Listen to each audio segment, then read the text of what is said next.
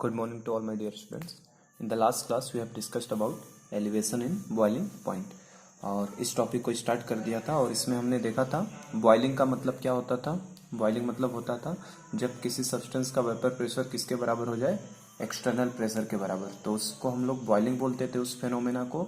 और boiling point किसको बोलते थे, जिस टेम्परेचर पे वेपर प्रेशर उस सब्सटेंस का एक्सटर्नल प्रेशर के बराबर होता था उसको क्या बोलते थे, बॉइलिंग पॉइंट। और अगर वो एक्सटर्नल प्रेशर हमने 1 atm ले लिया तो उसको हम लोग नॉर्मल बॉइलिंग पॉइंट बोलते थे। ठीक है, उसके बाद मैंने आपको फेज डायग्राम का एक आइडिया दिया था कि फेज डायग्राम क्या है।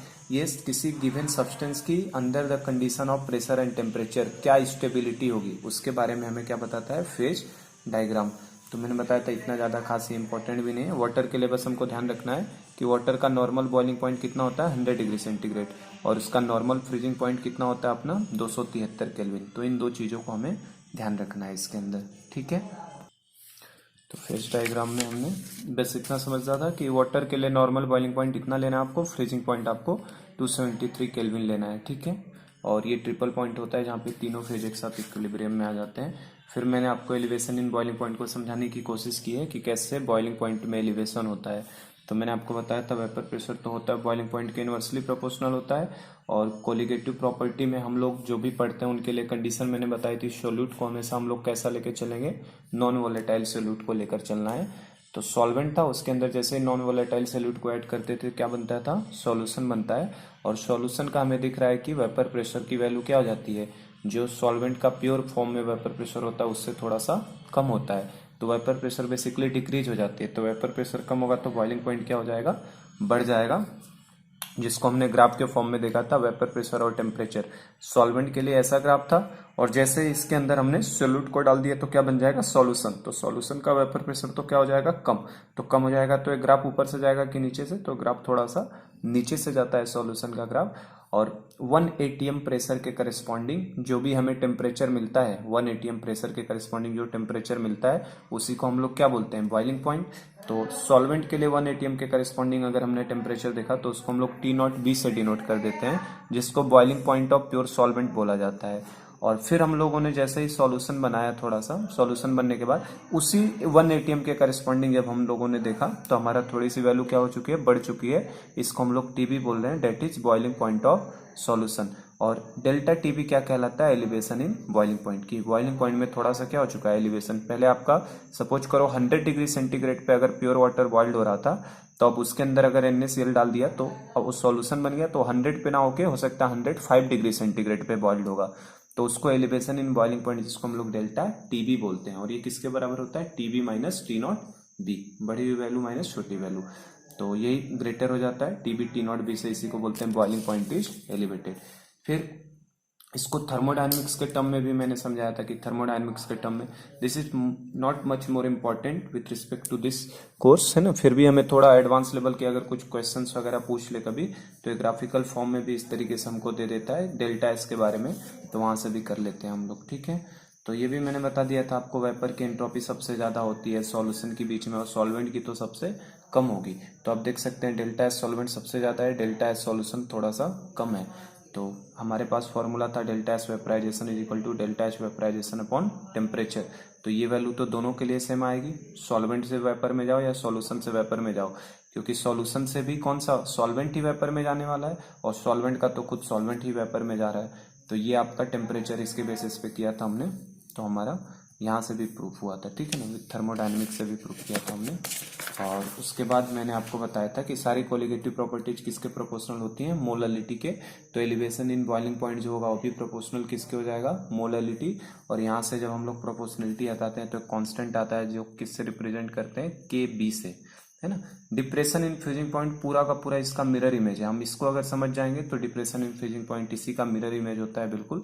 वहाँ KB की जगह KF, TB की जगह TF, बाकी सब फॉर्मूला सेम रहता है। तो KB, और ये मैंने बताया था नॉन वोलेटाइल सोल्यूट को अगर वन टफ फैक्टर I का यूज करवा देगा तो delta TB is equal to क्या हो जाएगा, IKB इंटू M। और जहाँ पे KB क्या है, मोलल एलिवेशन कांस्टेंट, जिसको इबुलियोस्कोपिक कांस्टेंट भी बोलते हैं। तो इबुलियोस्कोपिक कांस्टेंट की वजह से elevation in boiling point is also known as the ebullioscopy. तो ये जो हमारा टॉपिक है ना, एलिवेशन इन बॉइलिंग पॉइंट, इसको हम लोग इवोल्यूस्कोपिक भी बोलते हैं। जैसे हमारे पास देखो केबी इसमें आया ना, केबी को क्या बोला हमने, इवोल्यूस्कोपिक कांस्टेंट। तो इस टॉपिक को एक और नाम दिया जाता है, this topic is also called as ebullioscopic. तो इसको हम लोग इवोल्यूस्कोपिक भी बोलते हैं हम लोग, ठीक है ना। जैसे इवोल्यूस्कोपिक कांस्टेंट था ना, तो इस वजह से इस टॉपिक का नाम इवोल्यूस्कोपिक भी किसी बुक में लिखा हुआ हमें मिलेगा, ठीक है। तो ध्यान रखिएगा इस चीज को। चलो, तो ये मैंने समझा दिया था। डेल्टा टीबी जो होता है मोलालिटी के क्या होता है, डायरेक्टली प्रोपोर्शनल होता है। अब ये चीज मैं दूसरे तरीके से भी ये फॉर्मूला डिराइव करा सकता हूँ। जैसे देखो मैंने आपको बताया था कि जब हम लोग सॉल्वेंट का वेपर प्रेशर कितना ले रहे थे, पी नॉट ए, और जैसे उसके अंदर नॉन वोलाटाइल सॉल्यूट को ऐड करते थे तो सॉल्यूशन बन जाता है, जिसको हम लोग किससे रिप्रेजेंट करते थे, पीए से। और पीए की वैल्यू क्या हो जाती थी, पी नॉट ए से कम होती है। तो ये जो वेपर प्रेशर में डिक्रीज होता है, वेपर प्रेशर में डिक्रीज, इसी की वजह से बॉइलिंग पॉइंट में थोड़ा राइज हुआ है। तो ये जो डेल्टा टीबी होगा, वेपर प्रेशर में जो बॉइलिंग पॉइंट में राइज होगा, एलिवेशन इन बॉइलिंग पॉइंट जो होगा, it will be proportional to depression in vapour pressure. कि वेपर प्रेशर में कितना लोअरिंग इन वेपर प्रेशर में कितना कमी हो रही है। ये देखो, ये जो डेल्टा टीबी आया है, ये डेल्टा टीबी किसकी वजह से आया है, ये जो वेपर प्रेशर में कमी हुई है यहाँ से यहाँ तक जाने में, इसी वजह से आया है ना। वेपर प्रेशर 1 एटीएम के करस्पॉन्डिंग टेम्परेचर पे गिर गया है। तो ये जो वेपर प्रेशर की कमी हुई है, पी नॉट ए पहले था और पी नॉट ए से वो कितना हो गया, पी ए। तो ये जो डिफरेंस आया है इसी के क्या होता है, प्रोपोर्शनल। जो एलिवेशन इन बॉइलिंग पॉइंट हुआ है, ये एलिवेशन इन बॉइलिंग पॉइंट किसकी वजह से हुआ है, प्रेशर में कमी होने की वजह से, क्योंकि पी नॉट ए था, पी ए था। तो इसका मतलब यहाँ से एक और फॉर्मूला निकालने का तरीका होता है, जो डेल्टा टीबी आया है ना, depression elevation in boiling point, it is directly proportional to किसके करस्पॉन्डिंग होगा, P naught A minus P A, है ना। कितना वेपर प्रेशर में कमी हुई, ये वैल्यू क्यों बढ़ी है, डेल्टा टीबी क्यों ज्यादा हो गया, टी नॉट बी से टीबी क्यों आई, ये ज्यादा क्यों हुआ है, ये ज्यादा इसलिए हुआ है क्योंकि हमारा पी नॉट ए से क्या हो चुका है, प्योर वेपर प्रेशर थोड़ा सा क्या हो चुका है, कम हो चुका है। मतलब ये जो डेल्टा टीबी होता है ना, it is directly proportional to किसके होता है, P naught A minus P A. तो यहाँ से भी इस फॉर्मूले को प्रूव किया जा सकता है ना। तो चलो उसको भी कर ही देता हूँ मैं, अल्टरनेट वे है एक तरीका उसका भी निकालने का, जो भी हमारा कर देता हूँ मैं उसे भी। आप बुक्स में देख सकते हैं, ये भी कभी कभी दिया होता है, नहीं तो जनरली तरीका यही है, डायरेक्ट मोलालिटी के डायरेक्टली प्रोपोर्शनल करो और निकाल लो फॉर्मूला। दूसरा तरीका ये अल्टरनेट तरीका, कि जो डेल्टा टीबी हो रहा है, एलिवेशन इन बॉइलिंग पॉइंट, जो एलिवेशन इन बॉइलिंग पॉइंट हो रहा है, ये जो बॉइलिंग पॉइंट बढ़ा है, क्यों बढ़ा है, क्योंकि नॉन वोलेटाइल सोल्यूट डालते ही सॉल्यूशन का वेपर प्रेशर क्या हो चुका है, डिक्रीज हो चुका है। तो जो एलिवेशन इन, ये जितना ज्यादा डिक्रीज होगा, ये जितना ज्यादा कर्व नीचे गिरता, ये उतनी वैल्यू बढ़ती डेल्टा टीबी। मान लो सपोज करो अगला कर्व यहाँ से पास होता, अगला यहाँ से, तो ये वैल्यू देखो, जितनी ज्यादा ये नीचे गिरता वेपर प्रेशर, उतना ही ज्यादा एलिवेशन इन बॉइलिंग पॉइंट होता जाता। तो जो डेल्टा टीबी होता है, इट इज डायरेक्टली प्रोपोर्शनल किसके होता है, P naught A minus P ए के, ठीक है ना। तो एक ये भी अल्टरनेट तरीका है, डेल्टा टीबी जो होगा elevation in boiling point will be directly proportional to P naught A minus P A. Pure form में से कितना कम हो रहा है, जितना ज्यादा वेपर प्रेशर कम होगा उतना ही ज्यादा एलिवेशन इन बॉइलिंग पॉइंट होगा। तो आई होप कि ये चीज समझ में आई, ये दोनों एक दूसरे के क्या होंगे, डायरेक्टली प्रोपोर्शनल।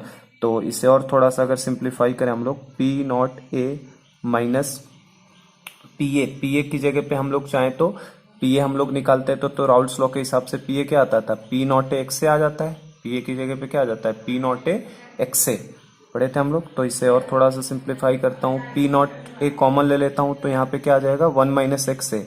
फिर देखो P naught A into 1 minus x से को क्या लिख सकते हैं, मोल फ्रैक्शन ऑफ सोल्यूट, एक्स भी लिख सकते हैं हम लोग, ठीक है। ध्यान से देखो, इस तरीके से भी इसको डेराइव किया जा सकता है, ये वाला फॉर्मूला, ठीक है। तो P naught A X B, अब एक्स बी बताओ, एक्स बी को क्या लिख सकते हैं, P naught A into X B मतलब मोल फ्रैक्शन ऑफ सोल्यूट, तो एन बी अपॉन क्या हो जाएगा, N A plus N B, N B upon N A plus N B.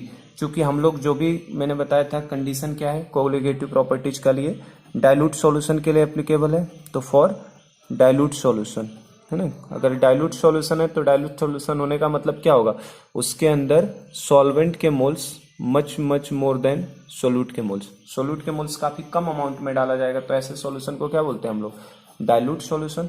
तो Na की वैल्यू Nb से क्या हो जाएगी, much greater.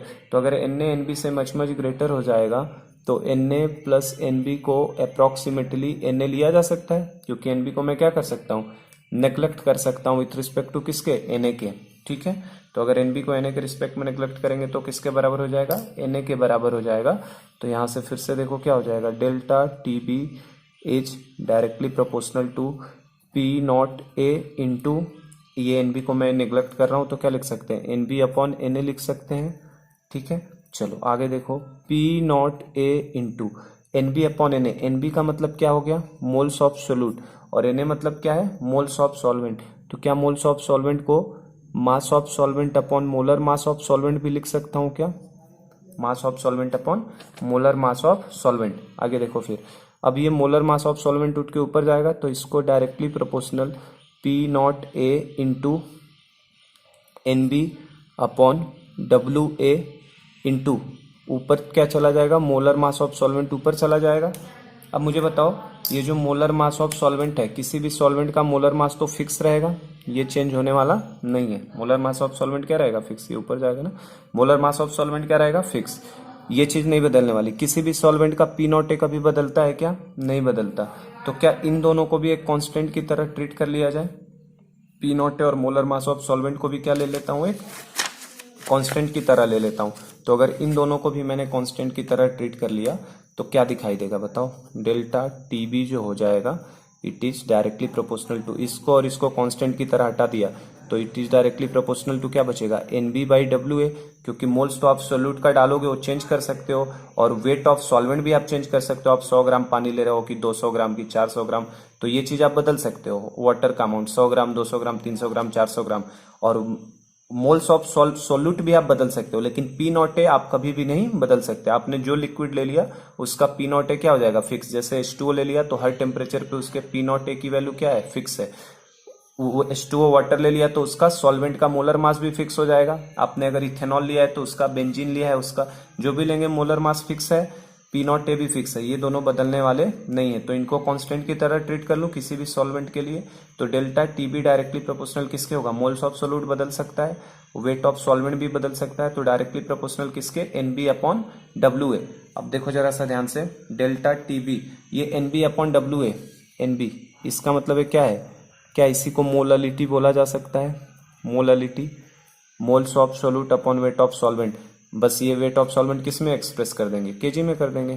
Wait of solvent किस में एक्सप्रेस कर दो, इन केजी। मान लो 200 ग्राम दिया है तो उसको केजी में तो एक्सप्रेस कर सकते हैं ना। तो डेल्टा टीबी डायरेक्टली प्रोपोर्शनल किसके आ गया, एनबी बाई डब्ल्यू ए, और एनबी बाई डब्ल्यू ए मतलब क्या, moles of solute upon weight of solvent, तो इसी को मोलालिटी बोलते हैं ना। तो इनडायरेक्टली भी देखो यहाँ से डेल्टा टीबी जो आया वो डायरेक्टली प्रोपोर्शनल किसके आ गया हमारे लिए, मोलालिटी के। Delta T B directly proportional किसके आता है, मोलालिटी के, जो कि मैंने डायरेक्ट आपको बताया था कि ध्यान रखिएगा हर कोलिगेटिव प्रॉपर्टी जो होती है मोलालिटी के क्या होती है, प्रोपोर्शनल। तो डेल्टा टीवी भी किसके प्रोपोर्शनल होगा, मोलालिटी के प्रोपोर्शनल होगा। तो ये वाली चीज को मैं यहाँ से भी प्रूव कर सकता हूँ कि जो डेल्टा टीबी होता है वो कितना लोअरिंग इन वेपर प्रेशर होगा उसके डायरेक्टली प्रोपोर्शनल होगा, क्योंकि आप जितना वेपर प्रेशर को कम करोगे उतना ज्यादा एलिवेशन बॉइलिंग पॉइंट में होगा। तो P naught A minus P ए के प्रोपोर्शनल, और फिर यहाँ से देखो रिलेशनशिप निकालते हुए आए हम लोग। तो डेल्टा टीवी किसके प्रोपोर्शनल मिला, मोलालिटी के। तो ये प्रोपोर्शनलिटी कांस्टेंट को अगर हटाया जाए तो यहाँ पे हम लोग क्या लिखते हैं, delta TB is equal to i K B into M. आई क्यों ले रहा हूँ, क्योंकि हो सकता है कोई चीज डिसोसिएट हो या कोई एसोसिएट हो। तो अब हमें इसी केबी के बारे में पढ़ना है, वेयर केबी का मतलब क्या था, KB is a constant known as molal elevation constant और इबुलियोस्कोपिक कांस्टेंट। तो अब मैं केबी का क्या डेफिनेशन है, केबी की क्या यूनिट है और केबी की क्या वैल्यू होती है, तो नेक्स्ट पार्ट में लेता हूँ। चलो तो देखो हमारे पास तो फॉर्मूला क्या निकल के आया, फॉर्मूला निकल के आया delta T B is equal to I into K B into M. तो हम मैंने क्या बताया आपको, डेल्टा टी बी तो मोल क्या है, एलिवेशन इन बॉइलिंग पॉइंट। आई का मतलब क्या होता है, वांटर फैक्टर। एम का मतलब क्या होता है, मोलालिटी। तो हमारे लिए कौन सा फैक्टर, एक चीज नई चीज दिख रही है, केबी।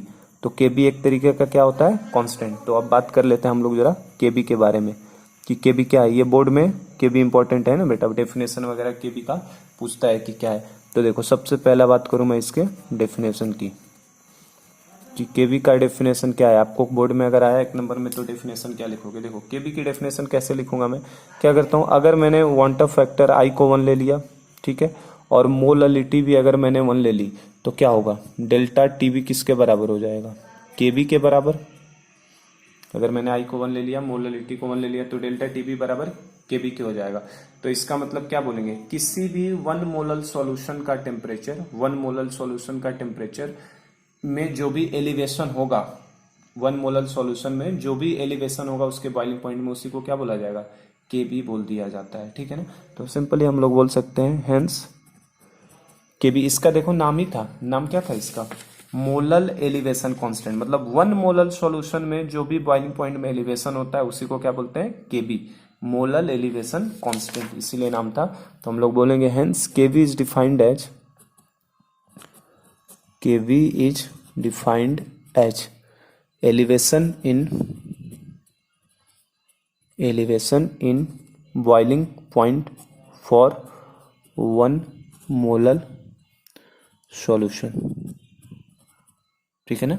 तो केबी का मतलब होता है कि 1 मोलल सॉल्यूशन में केबी इज डिफाइंड एज, किस तरीके से डिफाइंड है, elevation in boiling point for 1 molal solution. 1 molal solution में कितना उसका एलिवेशन इन बॉइलिंग पॉइंट हो रहा है उसी को हम लोग क्या बोल देते हैं, केबी बोल देते हैं। सबसे पहली चीज हमें डेफिनेशन ध्यान रखनी है। सेकंड चीज केबी का क्या ध्यान रखना है हमें, यूनिट। केबी के हमसे क्या पूछ सकता है, यूनिट बताइए। तो बताओ यूनिट ऑफ केबी क्या होगा, यूनिट ऑफ केबी, आई की कोई यूनिट नहीं होती है, आई तो क्या है, यूनिट ऑफ केबी कैसे निकालोगे बताओ, हम लोग क्या लिखेंगे, unit of KB is equal to क्या हो जाएगा बताओ, unit of delta TB. Physics में ऐसे ही करते हैं ना, यूनिट ऑफ केबी निकालना है तो क्या हो जाएगा, unit of delta TB divided by unit of i into unit of molality. इसको ब्रेक कर दिया ना, KB is equal to delta TB upon i into M, तो unit of delta TB upon unit of i into unit of molality. अब बताओ delta TB की unit क्या होगी, डेल्टा टीबी क्या है, डेल्टा टीबी का मतलब क्या है हमारे लिए, एलिवेशन इन बॉइलिंग पॉइंट। तो अगर हमसे डेल्टा टीबी की यूनिट पूछ रहा है, रुको मैं पेन चेंज करता हूँ। तो यूनिट ऑफ डेल्टा टीबी की अगर बात करें तो डेल्टा टीबी क्या है, एलिवेशन इन बॉइलिंग पॉइंट। तो जो डेल्टा टीबी होगा ये तो टेम्परेचर का डिफरेंस है, तो टेम्परेचर का डिफरेंस क्या आ सकता है, या तो केल्विन में हो सकता है और डिग्री सेंटीग्रेड, है ना। डिफरेंस तो केल्विन में भी हो सकता है और वो डिग्री सेंटीग्रेड में भी हो सकता है। तो यूनिट ऑफ डेल्टा टीबी क्या होगा, अगर टेम्परेचर केल्विन में दिया हो तो टेम्परेचर का डेल्टा टीबी बेसिकली है क्या, डेल्टा टीबी का मतलब क्या था अपने लिए, डेल्टा टीबी हमारा डिफरेंस होता था, है ना। तो टीबी मतलब सॉल्यूशन का vapour pressure minus pure vapour, solution का temperature boiling point minus pure boiling point. तो इनका डिफरेंस, तो टेम्परेचर तो केल्विन में लोगे तो केल्विन आएगा, डिग्री सेंटीग्रेड में दोनों लोगे तो ये डिग्री सेंटीग्रेड में आएगा। तो unit of delta TB kelvin और डिग्री सेंटीग्रेड। आई तो यूनिटलेस होता है, आई की कोई भी यूनिट नहीं होगी, ये यूनिटलेस होगा। क्यों, क्योंकि आई तो एक नंबर है ना, आई एक तरीके का क्या है नंबर। आई इज इक्वल टू होता है क्या था, ऊपर नंबर ऑफ डिसोसिएटेड पार्टिकल्स, नीचे नंबर ऑफ इनिशियल पार्टिकल, तो ऊपर भी नंबर नीचे भी नंबर, तो ये तो यूनिटलेस है। मोलालिटी की यूनिट क्या होती है, मोलालिटी, तो मोलालिटी की यूनिट हमें पता है क्या होती है, मोल पर केजी। मोलालिटी की यूनिट क्या होती है, मोल पर केजी। तो यहाँ से क्या यूनिट मिलेगा बताओ, यूनिट ऑफ केबी मिल जाएगा हमें केल्विन, केजी ऊपर चला जाएगा, केल्विन केजी पर मोल। तो ये इसकी यूनिट होती है बेटा, ये ध्यान रखना। केल्विन केजी पर मोल में हमेशा इसे हम लोग किसको रिप्रेजेंट करेंगे, केबी की यूनिट क्या हो गई, केल्विन केजी पर मोल। और अगर मान लो हमने टेम्परेचर को डिग्री सेंटीग्रेड में अगर ले लिया होता तो डिफरेंस की वजह से, क्योंकि टेम्परेचर का डिफरेंस तो डेल्टा टीबी है, चाहे केल्विन में लो चाहे डिग्री सेंटीग्रेड। जैसे मान लो आपको मैं बोलूं कि वाटर का बॉइलिंग पॉइंट कितना होता है, तो वाटर का बॉइलिंग पॉइंट हमें पता है कितना है, 100 डिग्री सेंटीग्रेड। और वाटर का फ्रीजिंग पॉइंट पूछूं तो कितना है, 0 डिग्री सेंटीग्रेड। तो अगर मैं पूछूं इसका इन दोनों का डिफरेंस कितना है, तो आपका आंसर कितना आएगा, 100। ठीक, ये डिग्री सेंटीग्रेड में। अगर मैं ये वैल्यू केल्विन में पूछा होता तो आपके लिए वैल्यू कितनी हो जाती, 373 केल्विन। और अगर इसको केल्विन में पूछता तो ये कितना था, 273 केल्विन। अब मैं पूछता डिफरेंस कितना है, तो 373 केल्विन में से 273 केल्विन भी माइनस करोगे तो भी डिफरेंस क्या आएगा, 100 का। तो जो डेल्टा टीबी का डिफरेंस होता है वो केल्विन में भी आ सकता है और वो डिग्री सेंटीग्रेड में भी। जनरली हम लोग यूनिट किस में लेते हैं टेम्परेचर को, केल्विन में। तो हमारे लिए केबी की यूनिट कॉमनली क्या क्या देखने को मिलेगी, केल्विन केजी पर मोल। लेकिन ये भी यूनिट होता है, ध्यान रखिएगा, डिग्री सेंटीग्रेड केजी पर मोल भी यूनिट हो जाएगा। क्योंकि डिफरेंस मैंने आपको समझा दिया है, डिफरेंस जो हो सकता है वो केल्विन में भी हो सकता है और वो डिग्री सेंटीग्रेड में। और डिफरेंस दोनों केस में सेम होगा। जैसे 100 में से 0 जाएगा तो भी कितना आना है, 100 आना है। और 373 में से 273 जाएगा तो भी कितना आना है, 100 आना है। तो जो डिफरेंस है ना वो केल्विन में भी सेम आता है और डिग्री सेंटीग्रेड में भी सेम आता है। ठीक है, तो यूनिट ऑफ केबी क्या हो जाएगा, केल्विन केजी पर मोल या डिग्री सी केजी पर मोल। ठीक है, ये दो चीजें हमें आगे समझ में कि डेफिनेशन क्या है उसका, elevation in boiling point for 1 molar solution, unit भी समझ लिया, और थर्ड चीज इसकी वैल्यू की बात करते हैं। ये तीन चीजें हमें समझनी है किसके बारे में। चलो, तो थर्ड चीज हमें क्या देखना था, इसका डेफिनेशन देख लिया हमने, डेफिनेशन क्या डिफाइन करेंगे, यूनिट देख लिया हमने। तीसरी चीज केवी की वैल्यू की बात करते हैं कि केवी की वैल्यू क्या होगी, है ना।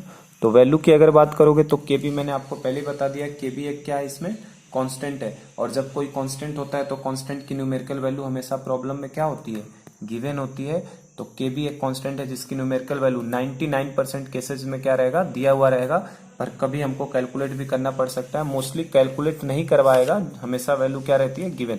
तो वैल्यू में मैं यही लिखूंगा, केवी इज ए कांस्टेंट। केवी क्या है, एक कांस्टेंट है। KB is a constant whose numerical value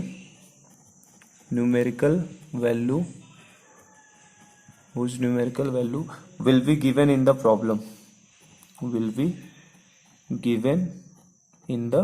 problem, इसकी न्यूमेरिकल वैल्यू प्रॉब्लम में क्या रहती है, दी हुई रहती है। ठीक है ना। और ये and it is different for different solvent. ये अलग अलग सॉल्वेंट के लिए क्या इसकी वैल्यू रहेगी, डिफरेंट। जैसे आप मान लो वाटर सॉल्वेंट की तरह लोगे तो वाटर के लिए केवी की अलग वैल्यू होगी। ठीक है, केवी किसके लिए डिफाइंड है, केवी डिफाइंड है किसके लिए, सॉल्वेंट के ऊपर, कि आप सॉल्वेंट क्या लिए, वाटर लोगे तो उसके केवी की अलग वैल्यू होगी, बेंजीन ले लोगे तो उसके केवी की अलग वैल्यू, इथेनॉल लोगे तो अलग, क्लोरोफॉर्म लोगे तो अलग, मतलब केवी की वैल्यू सॉल्वेंट पे डिपेंड करती है।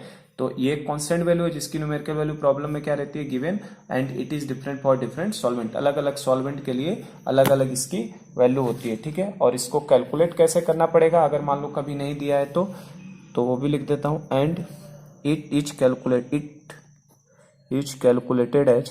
ये हमें कैलकुलेट करने वाला प्रॉब्लम तो बहुत कम मिलेगा, और फिर भी हमें कभी पूछ ले तो आना चाहिए। इट इज कैलकुलेटेड एज, कैसे कैलकुलेट करते हैं, तो एक केबी का सिंपल सा फॉर्मूला है जिसको हमें ध्यान रखना है। केबी इज इक्वल टू होता है अपने पास आर, मतलब universal gas constant, into T not be. T not B मतलब क्या है, boiling point of dead solvent का स्क्वायर, इंटू उस सॉल्वेंट का मोलर मास। देखो सॉल्वेंट जैसे आप लोगे तो उसका बॉइलिंग पॉइंट फिक्स हो जाएगा, जैसे वाटर का बॉइलिंग पॉइंट कितना 100, इस तरीके से डिफरेंट सॉल्वेंट का बॉइलिंग पॉइंट फिक्स हो जाएगा। Molar mass of solvent divided by 1000 into delta H of vaporisation, तो ये देखो एक केवी का एक ये फॉर्मूला होता है। तो आप देख सकते हो हर टॉपिक के अंदर जितने भी टॉपिक मैंने पढ़ा है सब में 3-3 फॉर्मूले मैं बताते हुए चल रहा हूँ आपको, 3-3 फॉर्मूले। जैसे इस टॉपिक में भी 3 फॉर्मूले मैंने बताए। कौन कौन से 3 फॉर्मूले बताए इस टॉपिक में मैंने आपको, एक तो ये बताया elevation in boiling point delta TB is equal to TB minus T not B. Second formula मैंने आपको ये बताया delta TB is equal to I into KB into N, और थर्ड फॉर्मूला केबी का ये आया जो कि रेयरली यूज होगा, रेयरली क्या आई थिंक कि यूज ही नहीं होगा, कभी इसकी जरूरत नहीं पड़ेगी, है ना। ओके, मैंने आपको बता दिया केबी एक क्या है, कांस्टेंट है जिसकी न्यूमेरिकल वैल्यू हमेशा प्रॉब्लम में क्या रहती है, गिवन ही रहती है। ठीक है ना, लेकिन कभी हमसे कैलकुलेट करा ले तो ये फॉर्मूला है KB is equal to R T not B का square into M solvent divided by 1000 into delta H vaporisation. और जहाँ पे मैं मीनिंग लिख देता हूँ, जहाँ पे कैपिटल आर का मतलब तो आपको पता है universal gas constant, capital R क्या होता है, यूनिवर्सल गैस कांस्टेंट होगा। टी नॉट बी का मतलब क्या होता है बताया मैंने, boiling point of pure solvent. T not B का मतलब क्या होगा, जो भी सॉल्वेंट हमने लिया है वाटर वगैरह उसका क्या होगा, बॉइलिंग पॉइंट। और बॉइलिंग पॉइंट को हमेशा किस में लेना बेटा, केल्विन में लेकर सॉल्व करना है। न्यूमेरिकली तो मैंने बता दिया हमेशा किस में लेकर सॉल्व करना है, केल्विन के अंदर। तो boiling point of pure solvent kelvin में ले लेना। एम की बात करो तो कैपिटल एम यहाँ पे क्या है, कैपिटल एम जो है मोलर मास ऑफ सॉल्वेंट ही है, ये तो मैंने लिख ही दिया है क्योंकि हम लोग सॉल्वेंट के लिए ही मोलरिटी डिवाइन करते हैं ना। तो this is molar mass of solvent, ये सॉल्वेंट का क्या हो गया, मोलर मास हो गया हमारे लिए। और एक चीज और कौन सी बची, 1000 तो कांस्टेंट ही है। डेल्टा एच वेपराइजेशन कल ही बताया था मैंने, डेल्टा एच वेपराइजेशन क्या है हमारे लिए, नेक्स्ट पेज पे ले लेता हूँ, चलो मैं इस चीज को देखो। तो डेल्टा एच वेपराइजेशन की बात करूं अगर मैं,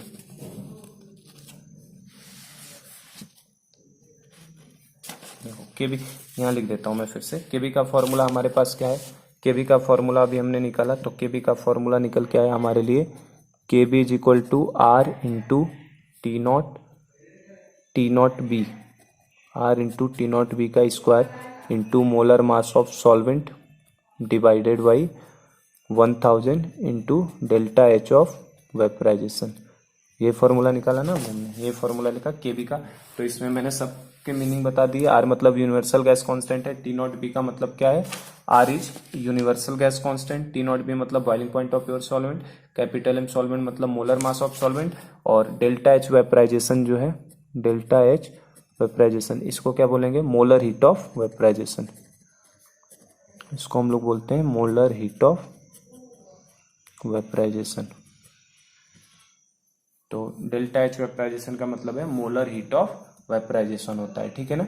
अब बात आ रही है कि आर की कौन सी वैल्यू यूज करोगे, क्योंकि आर एक यूनिवर्सल गैस कांस्टेंट है जिसकी 3 वैल्यूज होती है ना, तो उन तीनों में से कौन सी वैल्यू यूज करोगे, तो डिपेंड करेगा डेल्टा एच के साइन पे कि आपने डेल्टा एच की यूनिट क्या ली है। क्योंकि वेपराइजेशन जो है molar heat of vaporisation, molar heat of vaporisation का मतलब समझते हो, heat required to vaporise 1 mole of solvent. Solvent के 1 मोल को वेपराइज करने के लिए जो हीट लगता है उसको क्या बोलते हैं हम लोग, डेल्टा एच वेपराइजेशन बोलते हैं। तो यहाँ मैं लिख देता हूँ, डेल्टा एच वेपराइजेशन का मतलब है, इसकी डेफिनेशन अगर कोई पूछ ले कि डेल्टा एच वेपराइजेशन से आप क्या समझते हैं, तो डेल्टा एच वेपराइजेशन का मतलब होता है हीट रिक्वायर्ड टू वेपराइज,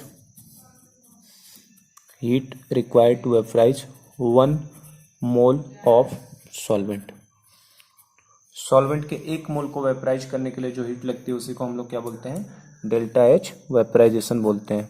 किसी सॉल्वेंट के 1 मोल के हीट, 1 मोल को heat required to vaporise 1 mole of solvent, 1 mole water को वेपराइज करने के लिए जो हीट लगेगा उसको क्या बोलेंगे, डेल्टा एच वेपराइजेशन, जो कि वैल्यू हमेशा प्रॉब्लम में क्या रहती है, गिवन है, कांस्टेंट है एक तरीके का। अच्छा, एक और चीज होती है लेटेंट हीट ऑफ वेपराइजेशन, ये भी आपने सुना होगा, इसको एलवीपी सुना है। ये एलवीपी मतलब क्या, latent heat of vaporisation, latent heat of vaporisation. क्या मतलब होता है लेटेंट हीट ऑफ वेपराइजेशन का, तो लेटेंट एलवीपी से लिख देता हूं, L vap, latent heat of vaporisation. Latent heat of vaporisation, देखो delta H vaporisation 1 mole solvent को जितनी हीट लगती है वेपर में कन्वर्ट करने के लिए, और लेटेंट हीट ऑफ वेपराइजेशन होता है 1 ग्राम को कन्वर्ट करने के लिए कितना लगेगा। तो इसमें सेम यही रहता, बस इसमें ग्राम में हो जाएगा, heat required to vaporise 1 gram of solvent.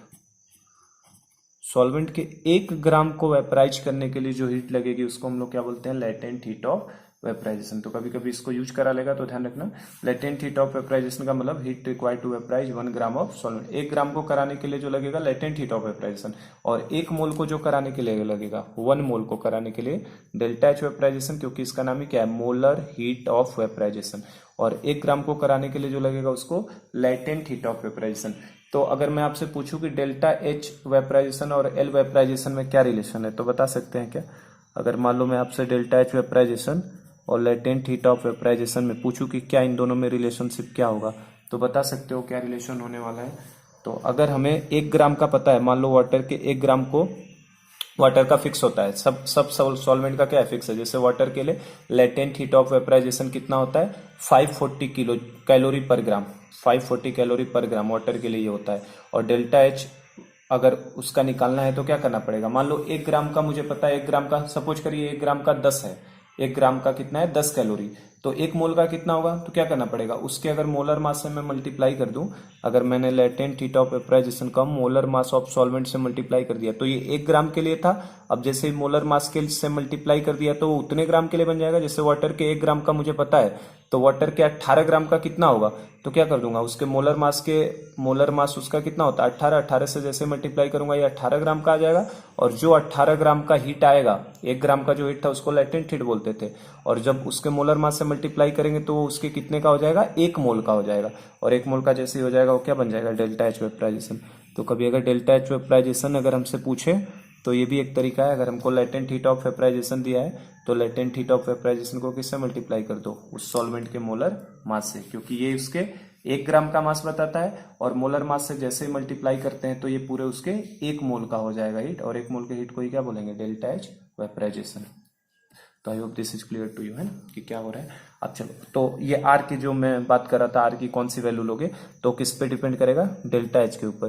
तो डेल्टा एच वेपराइजेशन जो है एक हीट यूनिट है, और जनरली हीट की यूनिट किस में होगी, या तो जूल में होती है या तो कैलोरी में होती है ना बेटा। एटीएम लीटर वाली जो वैल्यू होती है ना 0.0821, वो वाली वैल्यू किस में होती है, एटीएम लीटर। तो हीट वगैरह तो जो होता है वो जनरली किस में आता है, जूल में या कैलोरी में। तो अगर आपको heat delta H vaporisation joule में देगा तो आप आर की कौन सी वैल्यू यूज करोगे, 8.314, जिसको हम लोग कितना बोलते हैं 25/3 ले लेते हैं रफली सॉल्व करने के लिए। और अगर कैलोरी में देगा तो आर की वैल्यू 1.98 होती है, जिसको रफली हम लोग ये 25/3 ले लेते हैं, और इसको रफली कितना ले लिया जाता है 2। ठीक है ना, तो ये ध्यान रखना। आर की वैल्यू डेल्टा एच वेपराइजेशन की वैल्यू पे डिपेंड करेगा। जूल में देगा तो 8.314, और अगर कैलोरी में देगा तो उसकी वैल्यू कितनी ले लेते हैं, 2 ले लेते हैं। तो I hope this is clear to you किस तरीके से। ठीक है, और अब इसके ऊपर एक क्वेश्चन मैं करवा दूं सिंपल सा कि कैसे हमें कैलकुलेट करना होता है। जैसे मान लो एक केबी तो मैंने बता दिया, केबी क्या है, एक तरीके का कांस्टेंट है। KB is a constant whose numerical value will be given in the problem, हमेशा दिया रहता है ना। और ये हर सॉल्वेंट के अलग अलग, सॉल्वेंट के लिए अलग अलग होगा, लेकिन कभी कभी हमसे अगर कैलकुलेट करवा ले तो कैसे होगा, जैसे हमें वाटर के लिए मैं आपको ये कैलकुलेट करवा देता हूँ, और हमको वाटर के लिए इसे याद भी रखना है कि वाटर के लिए इसकी कितनी वैल्यू होती है। तो जैसे मान लो क्वेश्चन में ले लेता हूँ, कैलकुलेट केबी ऑफ वाटर। जैसे वाटर एक तरीके का क्या है, सॉल्वेंट है, तो वाटर सॉल्वेंट के लिए किसकी कैलकुलेशन करिए, केबी की। और हमें बता रहा है if latent heat of vaporisation of water, latent heat of vaporisation of water is 540 calorie per gram. ये मैंने आपको बता दिया है, जबकि ये सब डेटा हमें वाटर के बारे में हर डेटा ध्यान होना चाहिए कि उसका लेटेंट हीट ऑफ वेपराइजेशन कितना होता है, 540 कैलोरी पर ग्राम। तो मुझे क्या निकालना है, केबी ऑफ वाटर निकालना है, और केबी निकालने का मेरे पास एक फॉर्मूला है सिंपल सा। मैं क्या कह रहा हूँ, ये मैं सिर्फ कैलकुलेशन करवा रहा हूँ आपको, ये फॉर्मूला दिमाग में बस रखना है। इस पे न्यूमेरिकल बहुत कम मिलेंगे, क्योंकि हम लोग पहले केबी कैलकुलेट करेंगे, फिर जाके उसके अंदर हम लोग पहले केबी कैलकुलेट करो, फिर डेल्टा टीबी कैलकुलेट करो, तो काफी लंबा हो जाता है। तो जनरली केबी हमेशा प्रॉब्लम में गिवन रहेगा, तो इसके लिए परेशान नहीं होना है। मोललिटी हम लोग निकालना जानते हैं कैसे निकालना है। आई के लिए मैंने 2 लेक्चर पूरा लिया, वन ऑफ फैक्टर निकालना, तो वहां से हम लोग डेल्टा टीबी कैलकुलेट कर लिया करेंगे। तो calculate KB of water if latent heat of vaporisation of water is 540 calorie per gram. तो हमको लेटेंट हीट ऑफ वेपराइजेशन दे दिया कितना, 540 कैलोरी पर ग्राम।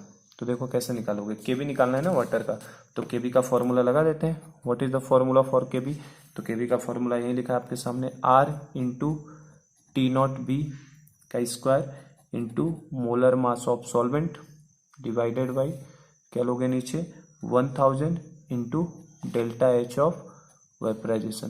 तो ये फॉर्मूला लगा लो, इस फॉर्मूले से बस तो सॉल्व हो जाएगा। कैसे करेंगे बताओ, आर की जगह पे कितना, यहाँ करता हूँ, आर की जगह पे कितना लेंगे वो डिपेंड करेगा डेल्टा एच की यूनिट पे।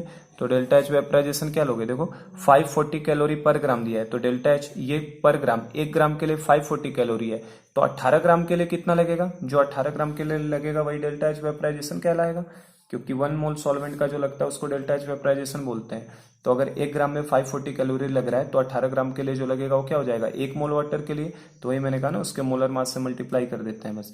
तो चूंकि ये कैलोरी में दिया हुआ है, ये डेटा किस में दिया है, कैलोरी में, तो मैं आर की कौन सी यूनिट यूज कर लूँ, अगर डेल्टा एच कैलोरी में है तो आर की वैल्यू 2 यूज कर लेता हूँ, 2 इंटू टी नॉट बी की वैल्यू क्या होगी, टी नॉट बी। तो टी नॉट बी क्या है, टी नॉट बी का मतलब अभी बताया मैंने, टी नॉट बी क्या है, boiling point of pure solvent.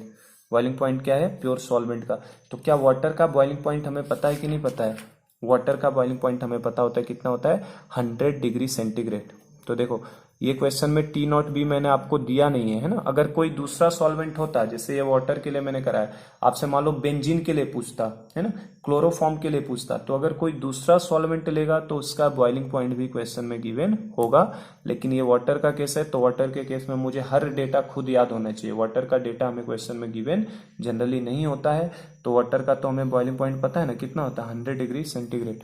तो 100 डिग्री सेंटीग्रेड को 373 केल्विन लिख सकते हैं ना, तो कितना हो जाएगा बोलो, 2 इंटू 373 का square into molar mass of water भी हमें पता है कितना होता है 18 होता है। मोलर मास ऑफ सॉल्वेंट मतलब वाटर का कितना 18 divided by 1000 into delta H vaporisation क्या होगा, delta H vaporisation is equal to latent heat of vaporisation into molar mass of solvent. तो क्या लेटेंट हीट ऑफ वेपराइजेशन दिया हमें 540, ये तो 1 ग्राम का है, ठीक है। और इसको जैसे ही मैं 18 से मल्टीप्लाई कर दूंगा तो ये क्या हो जाएगा, डेल्टा एच वेपराइजेशन हो जाएगा ना। तो यही चीज़ मैंने फॉर्मूला यहाँ पे बताया था बेटा, है ना। तो देखो ये हो जाएगा। अब इसे सॉल्व करना है बस। तो सॉल्व करने के लिए क्या करना है, ये देखो 18 से 18 क्या हो जाएगा, कट जाएगा। और अब तो इसे सॉल्व करना नहीं है हमें, मैंने बता ही दिया था जनरली गिवन होता है। तो वाटर के लिए जब ये डेटा बेटा कैलकुलेट करेंगे तो ये आता है 0.52। तो वाटर के लिए कितना आता है 0.52, और यूनिट बोलो क्या लिखोगे, केल्विन केजी पर मोल, ठीक है ना। तो वाटर के लिए केबी ऑफ वाटर जो निकल के आता है वो कितना आता है 0.52 केल्विन केजी पर मोल। और जो कि मैंने बताया आपको प्रॉब्लम में हमेशा ये डेटा क्या रहेगा, गिवन होगा, है ना। फिर भी हमें वाटर तो एक तरीके का वाटर ही पी पी के जीते हैं ना हम लोग, तो वाटर एक तरीके का यूनिवर्सल सॉल्वेंट है। तो इसीलिए मैं आपको ये भी कहूँगा कि केबी ऑफ वाटर आप ध्यान ही रखिए। वैसे तो केबी की वैल्यू प्रॉब्लम में हमेशा देगी 99% केसेज में, लेकिन केबी ऑफ वाटर आप एक डेटा ध्यान रख लेंगे तो कोई दिक्कत नहीं है, 0.52 केल्विन केजी पर मोल। तो ये हमारा वाटर के केबी की वैल्यू होती है, समझे क्या बात को। तो केबी एक तरीके का कांस्टेंट है जिसकी न्यूमेरिकल वैल्यू हमेशा प्रॉब्लम में क्या होगी, गिवन होगी। और वो क्यों गिवन होगी आप देख सकते हैं, इस फॉर्मूले से लगाने जाएंगे आप, सॉल्व करने में काफी टाइम लगेगा। पहले ये निकालोगे, फिर डेल्टा टीबी बराबर आई केबी इंटू एम, तो बहुत टाइम लगता है, इसलिए ये कैलकुलेशन बहुत कम मिलेगा हमें, पर पूछ ले तो आइडिया होना चाहिए कि केबी कैसे निकालना है, ठीक है। तो आई होप केबी के बारे में पूरी डिटेलिंग मैंने दे दी है, अब केबी समझ में आ गया होगा। केबी क्या है, केबी डेफिनेशन, यूनिट और उसकी वैल्यू, ठीक है। तो जैसे मैंने वाटर के लिए आपसे कैलकुलेट कराया ना, ऐसे डिफरेंट डिफरेंट सॉल्वेंट का, मान लो बेंजीन का भी हो सकता है, किसी का भी हो जाए, आपको कैलकुलेट करने के लिए बस क्या चाहिए, उसका बॉइलिंग पॉइंट चाहिए। और मान लो मैंने बेंजीन बोला तो उसका मोलर मास तो पता रहेगा।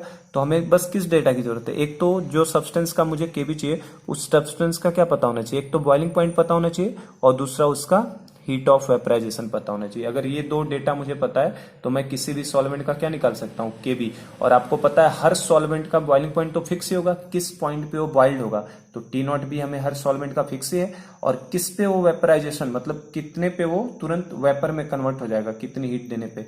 तो ये दोनों डेटा हर सॉल्वेंट के अपने फिक्स होंगे।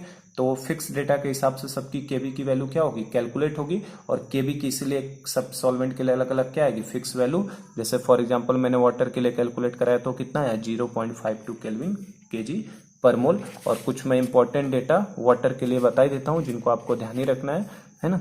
तो फॉर वाटर के लिए ये इन्फॉर्मेशन आप ध्यान रखिए, वाटर के बारे में वो बता के नहीं देता है, मैंने वाटर बताई है। वाटर आपको यूनिवर्सल सॉल्वेंट है जिसको पीने खाने की जरूरत रहती है हमेशा, तो ये हमेशा हमें ध्यान रखना है। जैसे सबसे पहले अगर मैं बात करूं तो वाटर का मेल्टिंग पॉइंट की बात करूं अगर मैं, कि वाटर का मेल्टिंग पॉइंट क्या होता है बेटा, मेल्टिंग पॉइंट को ही हम लोग क्या बोलते हैं, फ्रीजिंग पॉइंट भी बोला जाता है। तो अगर मैं आपसे पूछा वाटर का मेल्टिंग पॉइंट बताइए या फ्रीजिंग पॉइंट बताइए, तो वाटर का मेल्टिंग पॉइंट, फ्रीजिंग पॉइंट हमें पता होना चाहिए कितना होता है 0 डिग्री सेंटीग्रेड, जिसको हम लोग 273 केल्विन बोलते हैं। अगर मैंने आपसे वाटर का पूछा कि बॉइलिंग पॉइंट क्या होता है, वाटर का बॉइलिंग पॉइंट भी हमें फिक्स है ना, तो वाटर का बॉइलिंग पॉइंट कितना होता है 100 डिग्री सेंटीग्रेड, मतलब ये कितना 373 केल्विन। तो वाटर के बारे में हमें सब डेटा पता होना चाहिए। मेल्टिंग पॉइंट इसका 0 डिग्री सेंटीग्रेड, बॉइलिंग पॉइंट इसका 100 डिग्री सेंटीग्रेड।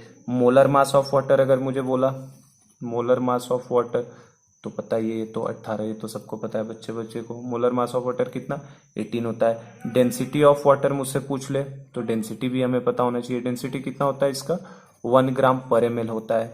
हमसे अगर वाटर की मोलरिटी पूछ ले, मोलरिटी, ये मोलरिटी है, तो मोलरिटी इसका कितना आता है 55.55 आता है। कैसे आता है, मोल्स अपॉन वॉल्यूम कर देते हैं ना।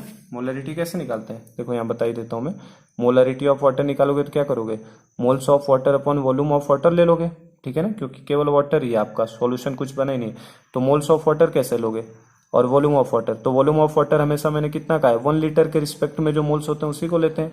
तो अगर वॉल्यूम आप 1 लीटर ले लोगे तो डेंसिटी देखो कितना है 1 ग्राम पर ml, 1 ml का मास कितना है 1 ग्राम, तो 1 लीटर मतलब कितना ml होता है 1000 ml।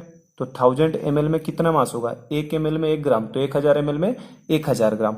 तो मोल्स कैसे निकालोगे, मोल्स क्या करोगे 1000 gram mass divided by molar mass, तो देखो मोल्स मिल जाएगा 1000/18, तो ये मोल्स ऑफ H2 क्या हो जाएगा, मास समझ रहे हो। वॉल्यूम कितने लेना होता है लीटर में, 1 लीटर मतलब कितना 1000 ml, तो 1 ग्राम 1 ml का मास 1 ग्राम, 1 ml का 1 ग्राम तो 1000 ml का 1000 ग्राम, तो 1000 ग्राम डिवाइडेड बाई 18 करके कितना आएगा, ये सॉल्व करना, ये आएगा 55.55। तो मोलरिटी कितना होता है वाटर का, 55.55 होता है। और अभी मैंने बताया यहाँ पे और चीजें है ना, लेटेंट हीट ऑफ वेपराइजेशन अभी बताया मैंने, तो लेटेंट हीट ऑफ वेपराइजेशन भी पता होना चाहिए, 540 कैलोरी पर ग्राम होता है। और एक हमें आगे और मिलेगा लेटेंट हीट ऑफ फ्यूजन, जो डेल्टा टीएफ में काम आएगा। तो लेटेंट हीट ऑफ फ्यूजन भी वाटर का हमें पता होना चाहिए कितना, 80 कैलोरी पर ग्राम। तो वाटर के बारे में ये सब डेटा हमें ध्यान होना चाहिए, क्योंकि water is a universal solvent, जिसको आप पीते हैं हमेशा, है ना, तो जिसकी जरूरत पड़ेगी। तो वाटर का ये सारा डेटा आई रिकमेंड कि आप याद रखिए, ठीक है। चलिए, तो ये मैंने पूरा केबी के बारे में ही बता दिया, केबी क्या होता है किस तरीके से। अब हम लोग न्यूमेरिकल प्रॉब्लम्स लेते हैं नेक्स्ट पार्ट में। अब तीनों फॉर्मूले अपने पास, 3 फॉर्मूले, तीनों फॉर्मूले पे न्यूमेरिकल नेक्स्ट पार्ट में। तो चलो अब इसके ऊपर हम लोग देख लेते हैं न्यूमेरिकल्स कैसे आते हैं, किस तरीके के प्रॉब्लम। हमारा एलिवेशन इन बॉइलिंग पॉइंट का कॉन्सेप्ट हो गया। क्या हमने सीखा, 3 फॉर्मूले मैंने बस बताया आपको। डेल्टा टीबी अगर कभी पूछ ले एलिवेशन इन बॉइलिंग पॉइंट, तो एलिवेशन इन बॉइलिंग पॉइंट को किससे रिप्रेजेंट करते हैं, डेल्टा टीबी। डेल्टा टीबी का मतलब क्या हमसे पूछेगा अगर क्वेश्चन में, एलिवेशन इन बॉइलिंग पॉइंट। तो एलिवेशन इन बॉइलिंग पॉइंट पूछेगा तो डेल्टा टीबी से डिनोट करेंगे। और डेल्टा टीबी की जो वैल्यू होती है वो किसके बराबर हो जाती है, बॉइलिंग पॉइंट में एलिवेशन हो गया ना, तो TB minus T not be, जहाँ पे टीबी क्या है, सॉल्यूशन का बॉइलिंग पॉइंट, और टी नॉट बी क्या है, प्योर फॉर्म में उसका बॉइलिंग पॉइंट। तो सबसे पहला फॉर्मूला तो ये हमें जानना है। इस फॉर्मूले पे क्वेश्चन अगर कभी पूछ ले, एलिवेशन इन बॉइलिंग पॉइंट पूछेगा तो क्या निकालना पड़ेगा, डेल्टा टीबी। और अगर हमसे टीबी का मतलब क्या है, बॉइलिंग पॉइंट ऑफ सॉल्यूशन, तो अगर हमसे बॉइलिंग पॉइंट ऑफ सॉल्यूशन पूछ ले तो हमें क्या करना है, डेल्टा टीबी निकालना है और इसके ऊपर टी नॉट बी जोड़ना है। और टी नॉट बी क्या था हमारे पास, boiling point of pure solvent, ठीक है ना। और मैंने बता दिया था ये वैल्यू हमेशा क्या रहती है, गिवन रहती है, क्योंकि किसी भी सॉल्वेंट का कितना बॉइलिंग पॉइंट होगा ये हमें याद नहीं रखना है। जैसे वाटर के लिए तो याद रखना है 100, बाकी सबका क्या रहेगा, प्योर सॉल्वेंट का given. TB boiling point of solution हमें निकालना रहेगा, बॉइलिंग पॉइंट ऑफ सॉल्यूशन ये हमें निकालना पड़ सकता है। हमें एलिवेशन इन बॉइलिंग पॉइंट भी पूछ सकता है और हमसे बॉइलिंग पॉइंट ऑफ सॉल्यूशन भी पूछ सकता है। तो आप वर्ड को ध्यान से पढ़िएगा, एलिवेशन पूछा है कि बॉइलिंग पॉइंट ऑफ सॉल्यूशन, और boiling point of pure solvent तो हमेशा ही क्या रहेगा, ये वाला डेटा गिवन रहता है ना, क्योंकि हमें पता ही है कि किसी भी सब्सटेंस को फिक्स करने के लिए कुछ ना कुछ बॉइलिंग पॉइंट होगा हमारा। तो अब एक फॉर्मूला तो ये ध्यान रखना है। सेकंड फॉर्मूला हम लोग कौन सा यूज करेंगे, सेकंड फॉर्मूला हमारे पास है delta T B is equal to I into K B into M, ठीक है ना। सेकंड फॉर्मूला क्या है, delta T B is equal to I into K B into M. तो आई मतलब वांट फैक्टर है, और आई के लिए तो फॉर्मूला मैंने बताया ही है कल आपको, 1 plus N minus 1 into alpha. और अल्फा के बारे में कुछ नहीं दिया है, तो आई को हमेशा कितना लेकर चलना है, आई को हमेशा एन के बराबर, क्योंकि अल्फा 1 मान लोगे तो आई किसके बराबर हो जाएगा, 1 के। तो आई into K B into M, M मतलब मोलालिटी। तो एक तो ये फॉर्मूला हमें यूज करना पड़ेगा, ठीक है, डेल्टा टी बी निकालने के लिए। और थर्ड एक मैंने अभी के बी का फॉर्मूला बताया था, जो रेयरली कभी यूज होगा, इसकी जरूरत हमें जनरली नहीं पड़ेगी। क्या फॉर्मूला था, R into T not B का square into molar mass of solvent divided by 1000 into delta H of vaporisation. तो ये तीसरा फॉर्मूला है जिसकी रेयरली यूज पड़ेगा, है ना, जरूरत तो खैर नहीं पड़ेगी। तो हमारे लिए केवल और केवल इस टॉपिक के रिस्पेक्ट में देखें तो केवल ये 2 फॉर्मूले हैं जिन पे न्यूमेरिकल प्रॉब्लम्स हमसे जनरली पूछेगा। अब जैसे मैं न्यूमेरिकल दिखाता हूँ किस तरीके के न्यूमेरिकल प्रॉब्लम होते हैं। जैसे फर्स्ट न्यूमेरिकल में आपका लेता हूँ कैलकुलेट, जैसे फर्स्ट न्यूमेरिकल क्या दे रहा है, calculate boiling point of A solution, calculate boiling point of a solution which is obtained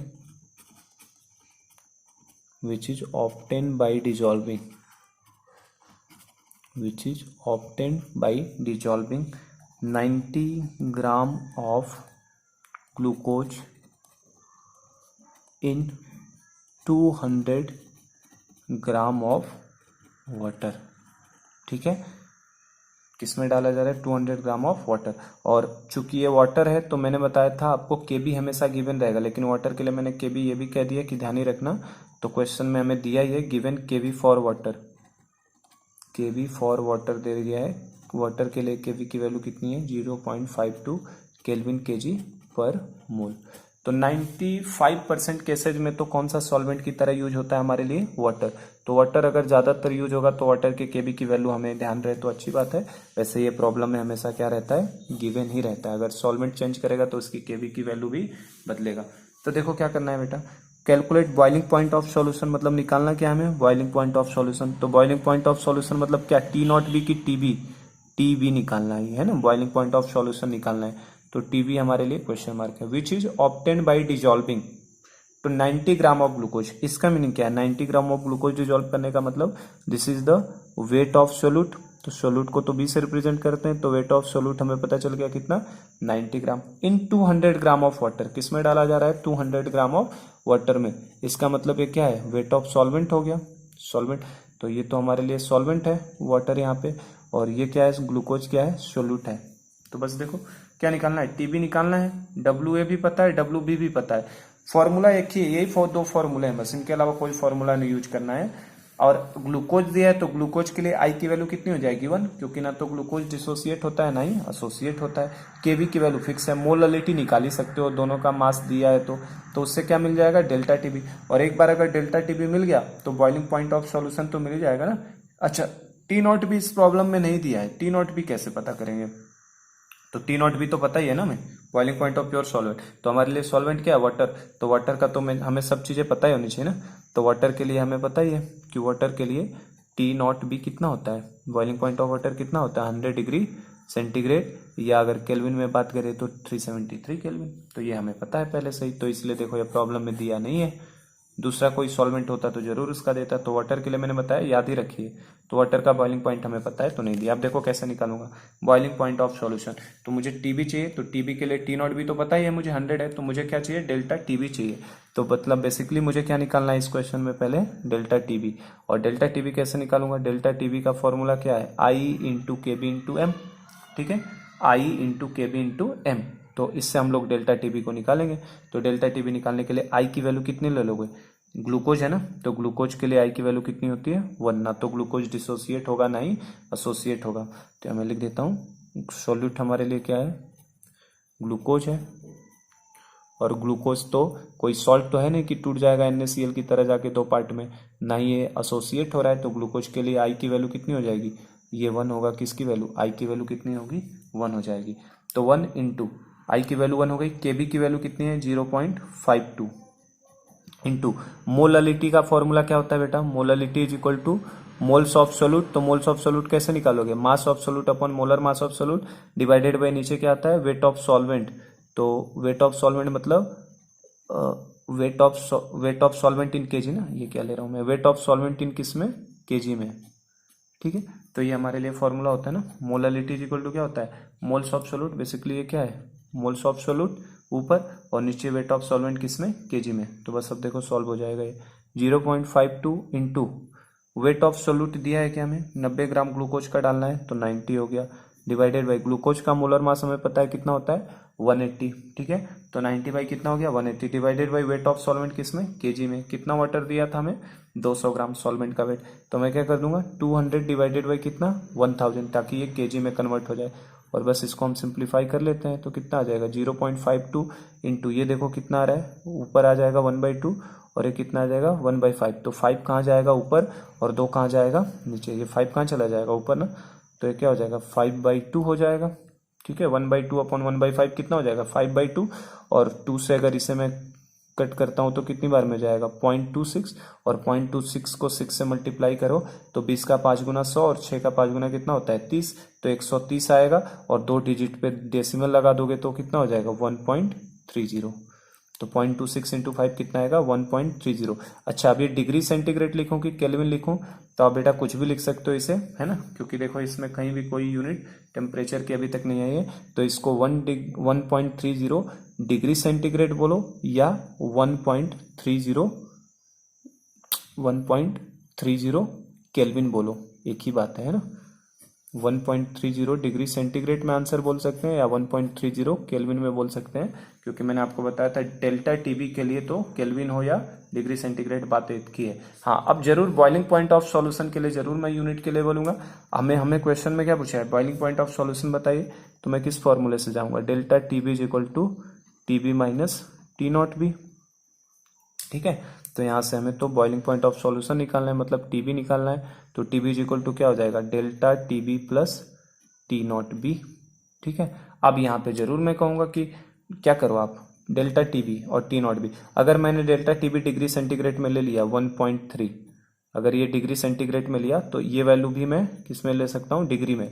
तो अगर ये निकालोगे तो आपका आंसर एक तो हो सकता है 101.3 डिग्री सेंटीग्रेड, या कोई चाहे तो कह सकता है कि सर मैं केल्विन में आंसर निकालना चाहता हूँ, तो कोई बात नहीं, केल्विन में निकाल लो। केल्विन के लिए क्या कर दोगे, 1.3 तो ये रहेगा ही डेल्टा टीबी, अब केल्विन में वैल्यू कितनी हो जाएगी हमारे लिए, 273 होती है। ठीक है ना, नहीं 273 नहीं, केल्विन में 373 हो जाएगा ना, 100 जोड़ेंगे तो कितना हो जाता है 373, तो 373 में 1.3 ऐड कर दोगे तो कितना हो जाएगा ये 374.3 केल्विन। तो आपका आंसर चेक कर सकते हो, या तो आंसर आपको केल्विन में दिया है तो कितना हो जाएगा 374.3 केल्विन, और डिग्री सेंटीग्रेड में अगर आंसर पूछा है तो आंसर कितना हो जाएगा 101.3 डिग्री सेंटीग्रेड। समझे क्या इस बात को। तो ये इस तरीके के प्रॉब्लम्स आएंगे, सिंपल से एकदम सवाल होते हैं इसमें, बस एक फॉर्मूला है delta TB equal to i K B into M. तो या तो आपका आंसर डिग्री सेंटीग्रेड में पूछे तो कितना हो जाएगा 100, ये हमें देखो ये ऑलरेडी नोन था, ये हमें ऑलरेडी क्या है, नोन है, क्योंकि वाटर के केस में तो हमें पता है ना ऑलरेडी नोन, कैसे, या तो 100 डिग्री सेंटीग्रेड या तो 373 केल्विन। तो अगर डिग्री सेंटीग्रेड में आंसर चाहिए तो 100 में ये वैल्यू जोड़ दो, और अगर केल्विन में चाहिए तो 373 में वैल्यू जोड़ दो। तो डिग्री सेंटीग्रेड और केल्विन में इस तरीके से आंसर हम लोग आसानी से निकाल सकते हैं। ठीक है, तो चलो आज का तो लेक्चर मैं यहीं स्टॉप करता हूँ। आज एक न्यूमेरिकल हम लोग देख पाए हैं, कल मैं और depression in freezing point topic, इसके ऊपर देखो न्यूमेरिकल के टाइप्स क्या होते हैं। एक तो इस तरीके का न्यूमेरिकल सिंपल वाला बनता है, दूसरा इसमें देखो वेट ऑफ सोल्यूट भी आ रहा है, मोलर मास ऑफ सोल्यूट भी आ रहा है, और वेट ऑफ सॉल्वेंट भी आ रहा है। हो सकता है हमको डेल्टा टीबी दे दे और हमसे इनमें से 3 WB, MB और WA, ये 3 अननोन और है ना, इन तीनों अननोन में से कोई एक अननोन कर सकता है, बाकी 2 चीजें देके किसी एक को अननोन। मतलब हमसे वेट ऑफ सोल्यूट भी इस क्वेश्चन में पूछा जा सकता है, मोलर मास ऑफ सोल्यूट भी पूछा जा सकता है, और वेट ऑफ सॉल्वेंट भी पूछा जा सकता है। तो कुछ इन तरीके के इनमें अननोन वाले क्वेश्चंस में कल की क्लास में लेता हूँ, कुछ और अननोन अगर करेगा तो किस तरीके से सॉल्व करना है। और कभी कभी मिक्स वाले आ जाते हैं, 3-4 चीजों को एक साथ डाल देता है, तो उस तरीके के प्रॉब्लम भी कर लूंगा। और कल डिप्रेशन इन फ्रीजिंग पॉइंट भी लूंगा, और उसके ऊपर डिप्रेशन इन फ्रीजिंग पॉइंट और के ऊपर भी क्वेश्चंस लगा के टॉपिक हम लोग कंप्लीट कर लेंगे। चलिए, थैंक यू।